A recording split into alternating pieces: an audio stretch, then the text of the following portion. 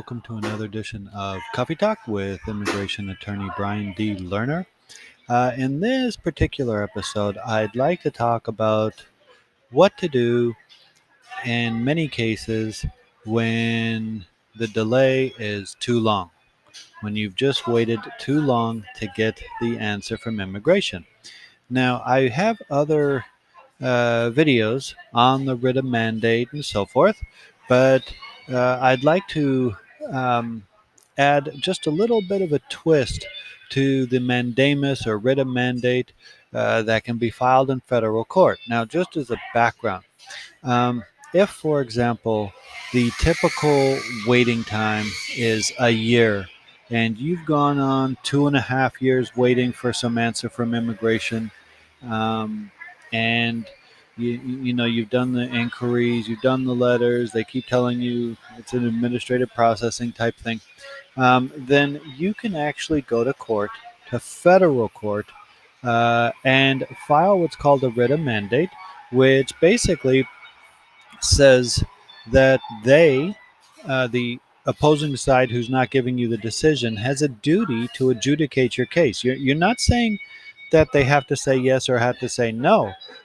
You're saying they have a duty to adjudicate it, so they have to give you an answer because right now you're in limbo. And so the writ of mandate is a great tool in which to do that. But a couple cautions. You don't want to do a writ of mandate if it's a surefire loser case. That would be worthless. Why would you do that? Because they're just going to say no for sure. So the only time I would take a writ of mandate is when there's a very strong possibility of getting it approved, or you or you believe that once you go up on appeal, you have real good arguments that can be made, but you can't go up on appeal unless you have a denial.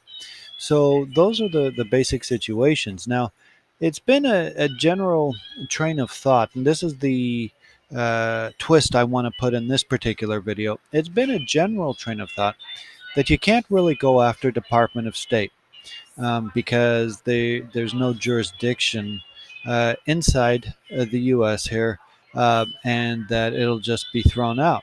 So, for example, you go to a U.S. consulate somewhere in your home country. They take your application. 6 months pass, a year passes, a year and a half, no decision. So the question is, what do you do? And again, the general thought previously was that you could not do a writ of mandate against Department of State, which is the U.S.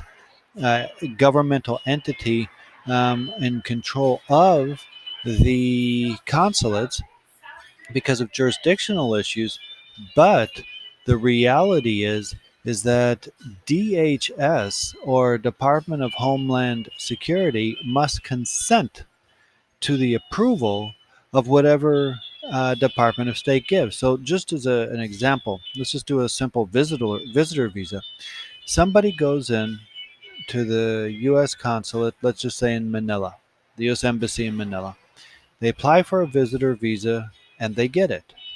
Okay, that does not guarantee entry into the United States. And let's say they fly in and now they have to have an interview with the uh, officer at the point of entry, which would be at the airport, and they fall under DHS, or Department of Homeland Security.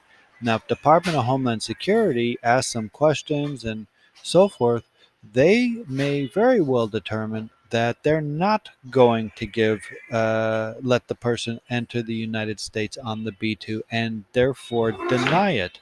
And because of that, um, really, the majority of decisions that Department of State make must have DHS consent. And because it must have DHS consent, that means that there is no problem with jurisdiction, that you should be able to go into court on a writ of mandamus against the U.S. Consulate or Department of State. Of course, bring in the DHS as well, and get the judge to essentially order them to make a decision.